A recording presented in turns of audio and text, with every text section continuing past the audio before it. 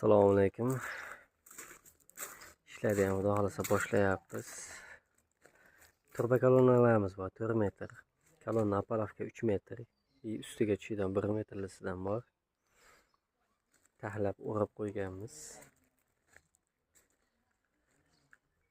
Zagotovkalarimiz bor yana qilyapmiz. Lisalarimiz bor. Kraskalab qo'yyapmiz. Taxlab 2 metrlar.